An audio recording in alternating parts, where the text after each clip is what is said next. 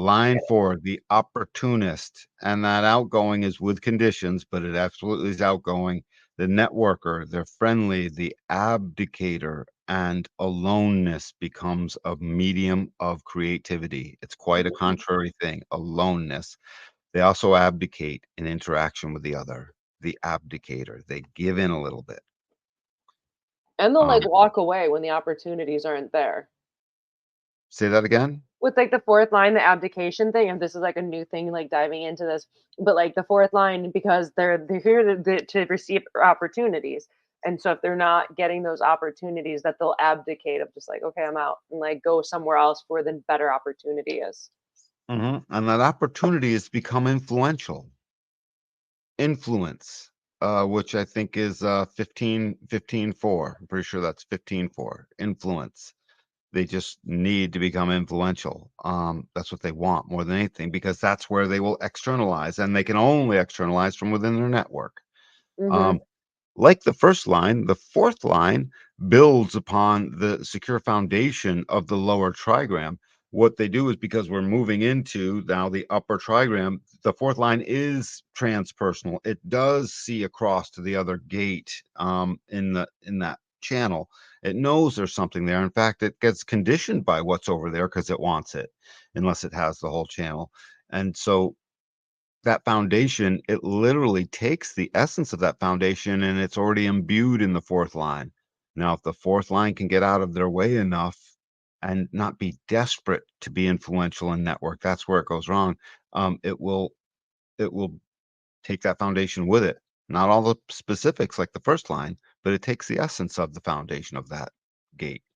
Um, it's concerned with human resources. They foster transpersonal relationships and friends and friendliness, and they try to embrace the community and keep everyone together. They're like societal glue because they're the marketers. They won't stop talking.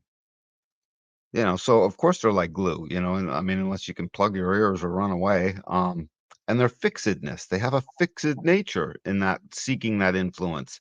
Um, their innate friendliness facilitates networking, but can also make them susceptible to surprise. Not only surprise, but that susceptibility comes in their limited perspective, whereby fourth line's gate 13 theme is Or is fatigue. fatigue. That's it. Yep, fatigue. So it becomes people fatigue. Thanks. Mm. That's a roll. That's the one, One the of the roll 13, gates, the yeah. 7, and the 10 are the roll gates, and that's what your profile is telling you. So yeah, fatigue. Yeah. And that fatigue is, I mean, it's just fatigue because you're peopling here and then you're peopling there and then you said stuff to that guy and now you're saying you just at some point you get fatigue and your creativeness comes through aloneness. So it's a real juxtaposition. Fourth lines are given this sort of odd task whereby it's like talk, but you're not creative until you're alone, ish.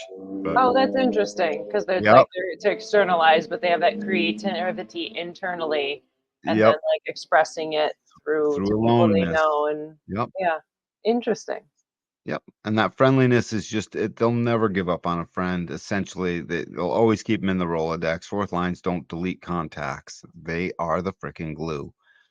Um, what was next? Like the oh yeah, we've read this That's it. Yeah, foundation. we're ready for the next one. Characteristics.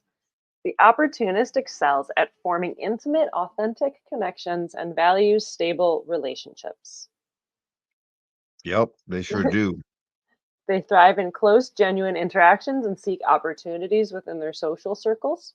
They crave it, but closeness with the recognition that fatigue comes. Mm, So the closeness is still on the surface a little bit. For fourth lines, it's yeah, not always fully personal. It's networking. yeah. Well, it's like Yep. everything has that balance, where it's like, oh, Yeah. super Yeah. social and this and that, but also then like, oh, like fatigue because it's like it takes energy to network and make those connections. Right, right, and we're keeping everyone together, in that Mm, talking thing, yep. They thrive, stability they value stability and quality in their social network, they really do, and in fact, one of the worst things for it is as it network starts to crumble because every opportunity the opportunist gets is from their network. I'm not on this show because I ran into you guys. I'm on the show because everyone here and everything, actually, all and you too, yeah, Moana, because our network brought us together. Bottom line. What are we? Challenges: managing energy investments in networks and avoiding people burnout. There's your limited perspective. And then opportunism, changing behavior to seize opportunities like a strategic game. Yeah, and it also just happens naturally because the act of abdicating is not just giving in to be a patsy. It's this act of strategically, and it's a mechanic. So it's not, again, none of these things are thoughts. Everything we've read so far, none of this is a mental process. Everything so far, none of it's mental. It's all literally happening in the body, and then the mind sees it in order to be able to say stuff about it. But the opportunity itself is they get really fixed on it. They try to seize that, and it becomes a strategic game, changing whatever behavior is needed to abdicate into the next moment, basically.